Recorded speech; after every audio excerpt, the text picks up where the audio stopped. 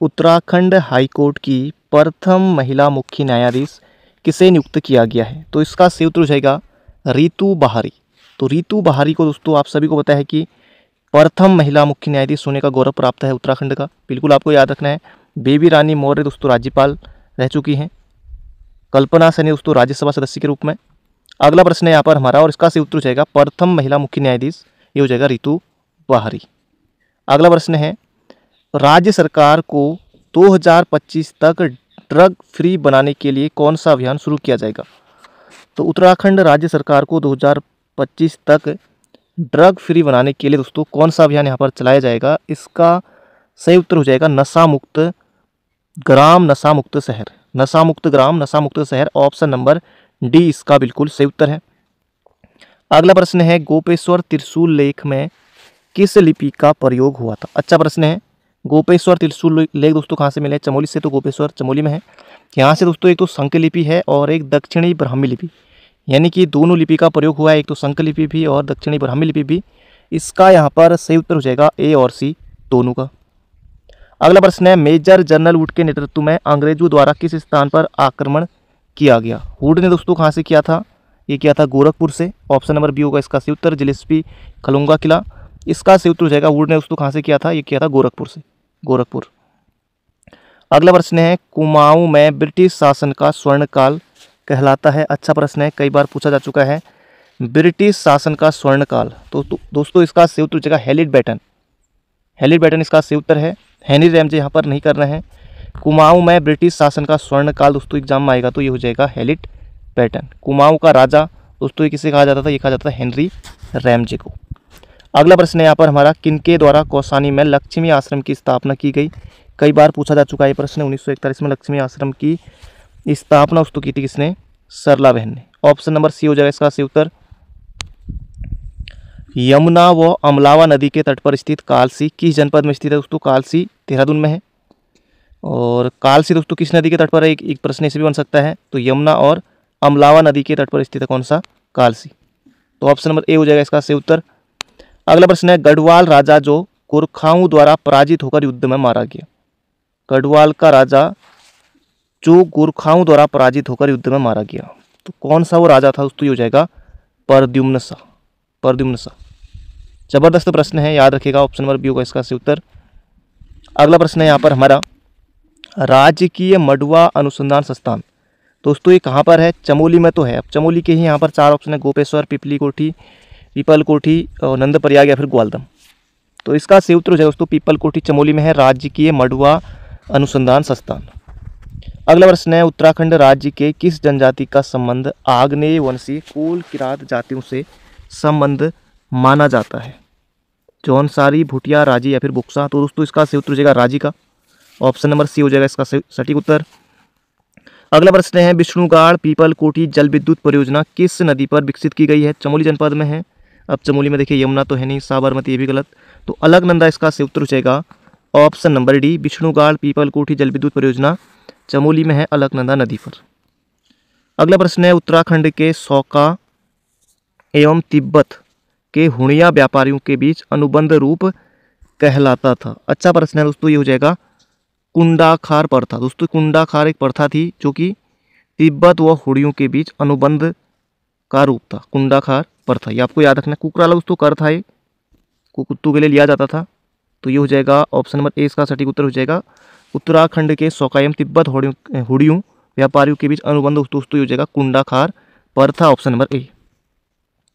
अगला प्रश्न है, संसार में कितनी भी बड़ी शक्ति क्यों न हो, पर जब वह न्याय व नियम से खाली हो जाती है तो अधिक दिन तक नहीं चलती? पंडित हरिकृष्ण रतूड़ी ने निम्नलिखित में से किस राजवंश के संदर्भ में यह कहा था? तो ये हो जाएगा दोस्तों गोरखा के संदर्भ में कहा था। संसार में कितनी भी बड़ी शक्ति क्यों न हो, पर जब वह न्याय व नियम से खाली हो जाती है तो अधिक दिन तक नहीं चलती है। ऑप्शन नंबर ए होगा इसका सटीक उत्तर। अगला प्रश्न है, गढ़वाल का इतिहास पुस्तक के लेखक हरिकृष्ण रतूड़ी का संबंध था। दोस्तों एक प्रश्न तो यही बन गया कि यहाँ पर गढ़वाल का इतिहास पुस्तक किसकी है? तो हरिकृष्ण रतूड़ी की है। इनका संबंध था दोस्तों ये हो जाएगा टिहरी रियासत से। ऑप्शन नंबर ए होगा इसका बिल्कुल सटीक उत्तर। अगला प्रश्न है, रामायण के बारे में पूछा गया है। रामायण के बारे में कौन सा कथन गलत है? यह चमोली जनपद का लोक उत्सव है, ठीक है। इसमें मुखौटा के साथ नृत्य भी किया जाता है, ये यहाँ पर पूछा गया है, ये भी दोस्तों ठीक है। यह पिथौरागढ़ जनपद में भी मनाया जाता है दोस्तों, नहीं। इसका सही उत्तर दोस्तों हो जाएगा ऑप्शन नंबर सी वाला, पिथौरागढ़ जनपद में नहीं मनाया जाता है।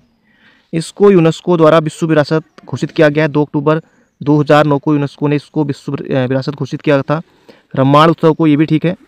तो इसका सही उत्तर हो जाएगा ऑप्शन नंबर सी वाला। अगला दोस्तों प्रश्न है, Garhwal motor honours union limited Asia की प्रमुख यातायात कंपनियों में से एक, जिसकी स्थापना 1941 में है, निम्न में से कहाँ पर हुई? तो GMOU यानी कि गढ़वाल मोटर यूनियन लिमिटेड की स्थापना दोस्तों कब हुई थी? 1941 में। तो ये दोस्तों कहाँ पर? Kotdwar Pauri Garhwal. Option number A दोस्तों हो जाएगा इसका बिल्कुल सटीक उत्तर। अगला दोस्तों प्रश्न है, एक तरफ लोकगीत दिए हुए हैं और एक तरफ विषय दिया हुआ है, इनको यहाँ पर सुमेलित करके बताना है। चौफुला, फूलदेई, तांदी, छठी, तो इनमें से किसका संबंध किससे है, ये यहाँ पर हमको बताना है। जैसे दोस्तों आप सभी को पता होगा, जैसे छठी जो है ना, ये संस्कार या फिर प्रेम गीत है, तो डी का होगा 2। डी का 2 कितने ऑप्शन में? एक तो सी में है और एक बी में है, तो एक ऑप्शन कट गया, डी ऑप्शन कट गया। ए का 1 है, ए का 1 है। चौफुला हो जाएगा प्रेम या प्रणय गीत। फूलदेई दोस्तों ऋतु गीत है, क्योंकि फूलदेई छम्मा देवी दोस्तों फूल अब चैत्र मास फूलदेई बनाई जाएगी, तो बी ऑप्शन इसका सही उत्तर होगा। चौफुला दोस्तों हो जाएगा प्रेम या प्रणय गीत। फूलदेई दोस्तों यहाँ पर जो है ऋतु गीत, और तांदी दोस्तों नृत्य गीत, और छठी हो जाएगा संस्कार गीत या मांगल गीत। ऑप्शन नंबर 20 का सटीक उत्तर है। अगला प्रश्न दोस्तों अच्छा प्रश्न है, टिहरी रियासत के राजा कीर्ति शाह ने 1902 में जापान में हुए सर्वधर्म सम्मेलन में किसे वित्तीय सहायता प्रदान कर भेजा था? अच्छा प्रश्न दोस्तों, प्रश्न एग्जाम में पूछा जा सकता है, जबरदस्त प्रश्न है।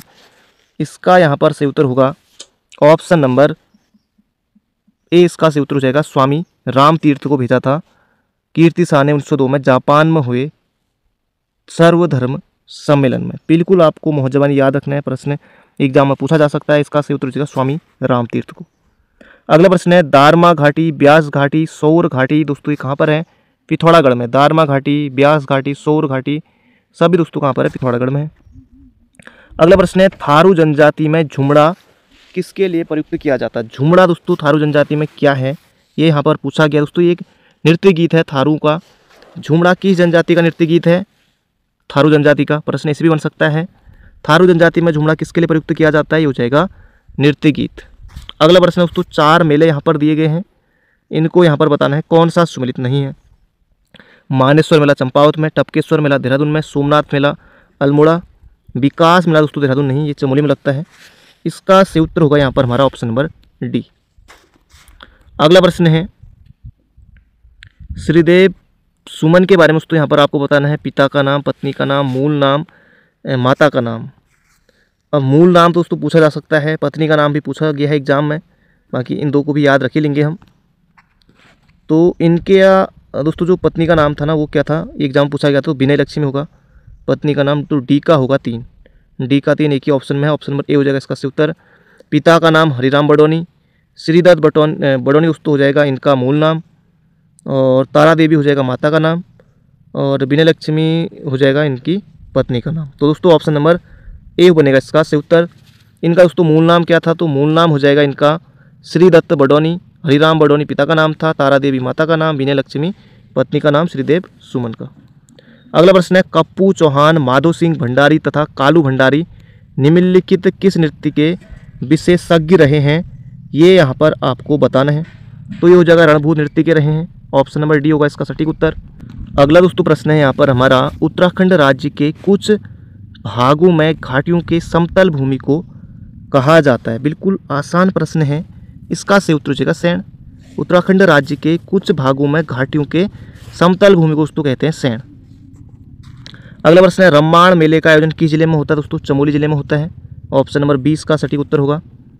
अगला प्रश्न है, किस वर्ष यूनेस्को द्वारा कुंभ मेले को मानवता की अमूर्त सांस्कृतिक धरोहर घोषित किया गया था? दोस्तों कब किया गया था? 2017 में। 7 दिसंबर 2017 को कुंभ मेले को मानवता की अमूर्त सांस्कृतिक धरोहर घोषित किया गया था। अच्छा प्रश्न है। अगला प्रश्न दोस्तों, एक पुस्तक यहाँ पर पूछी गई है, किंगडम ऑफ नेपाल पुस्तक के लेखक कौन है? किंगडम ऑफ नेपाल, तो इसका सही उत्तर जाएगा यहाँ पर हमारा हैमिल्टन। अगला प्रश्न है दोस्तों, एक तरफ मेले दिए गए हैं, एक तरफ स्थान दिया गया है, कौन सा मेला? कहाँ पर लगता है ये हमको यहाँ पर बताना है। बगवाल मेला दोस्तों ये हो जाएगा देवीधुरा में, माँ बाराही धाम देवीधुरा में। चैती मेला हो जाएगा काशीपुर में। और गबला देव दारमा मुष्टामानु पिथौरागढ़। तो किसी ऑप्शन में दोस्तों मिल जाएगा, ऑप्शन बन रहा है यहाँ पर बी वाला। बगवाल दोस्तों कहाँ पर, देवीधुरा में। चैती हो जाएगा काशीपुर में। गबला देव दारमा घाटी, मुष्टामानु पिथौरागढ़। अगला प्रश्न है, निम्न स्थानों में से किस स्थान पर मूर्तियों का भंडार स्थित है। मूर्तियों का भंडार भी दोस्तों कहा जाता है लाखा मंडल को, लाखा मंडल, लाक्षागृह। तो ऑप्शन नंबर सी दोस्तों इसका सही उत्तर हो जाएगा। मूर्तियों का भंडार किस स्थान पर, तो ये है लाखा मंडल। कार्तिक स्वामी मंदिर रुद्रप्रयाग में है। अब दोस्तों यहाँ से हम देख लेते हैं हिंदी के 20 प्रश्नों को भी। हिंदी के 20 प्रश्न भी आएंगे, उत्तराखंड के 50, 70% दोस्तों यही हो जाते हैं आपके।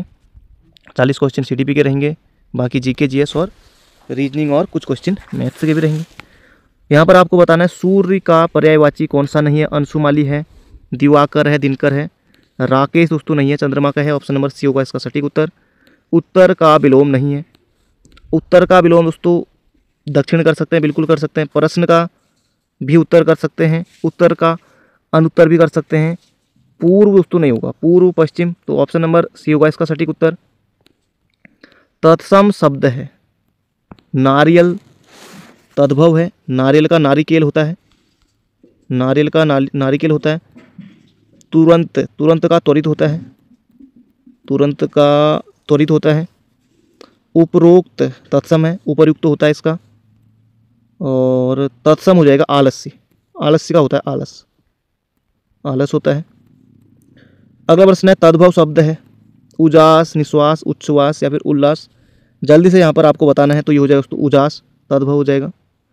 तैरने की इच्छा, तरणेच्छा, तितारसा, संतरेच्छा, जल वतरण इच्छा। दोस्तों इसका से उत्तर होगा तितारसा।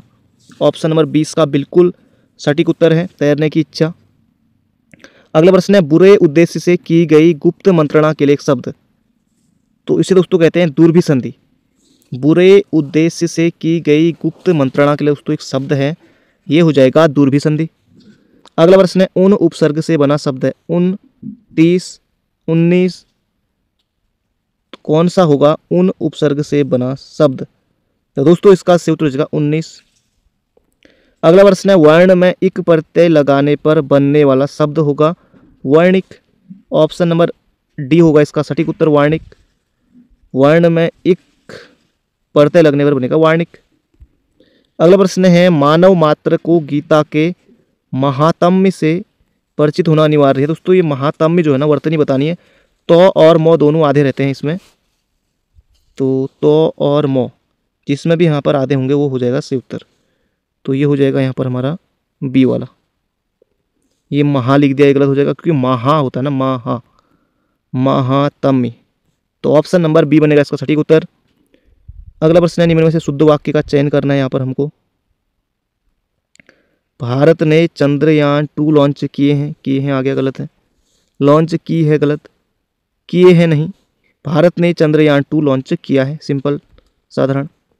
अगला प्रश्न है, कौन सा वाक्य अशुद्ध है। 3 वाक्य शुद्ध होंगे, एक वाक्य यहाँ पर अशुद्ध होगा जो है हमारा। कवि ने संपादक को एक कविता भेजी, ठीक है। अध्यापका ने शिष्य से प्रश्न पूछा। अध्यापका, या तो अध्यापक होना चाहिए या फिर अध्यापिका होना चाहिए। अध्यापका क्या होता है, तो ये गलत हो जाएगा। ऑप्शन नंबर 20 का सटीक उत्तर है। अगला प्रश्न है, रुपया पैसा शब्द में कौन सा समास है। रुपया पैसा, रुपया और पैसा द्वंद्व समास। अगला प्रश्न है, खाणु हूँ निगेठी कमर लागी पेटी कहावत का अर्थ दोस्तों यहाँ पर आपको बताना है, ये हो जाएगा झूठी शान दिखाना। खाणु हूँ निगेठी कमर लागी पेटी, झूठी शान दिखाना, ऑप्शन नंबर ए। अगला प्रश्न है, गिरिधर का समास विग्रह बताइए। गिरि को धारण करने वाला, यानी कि कृष्ण, गिरिधर कहा जाता है कृष्ण को। गिरि को धारण करने वाला गिरिधर, कृष्ण को। अगला प्रश्न है, यदि अ या आ के आगे ई या ई आए तो दोनों के मिलने से क्या बनता है दोस्तों, ये बनता है, इसका सही उत्तर हो जाएगा यहाँ पर हमारा ए। यदि अ या आ के आगे ई या ई आए तो दोनों के मिलने से दोस्तों क्या बनता है, ए बनता है। बटोही शब्द के अर्थ हैं। बटोही, बटोही दोस्तों किसे कहा जाता है, राहगीर को कहा जाता है, पथिक को कहा जाता है। तो ये हो जाएगा ऑप्शन नंबर डी वाला।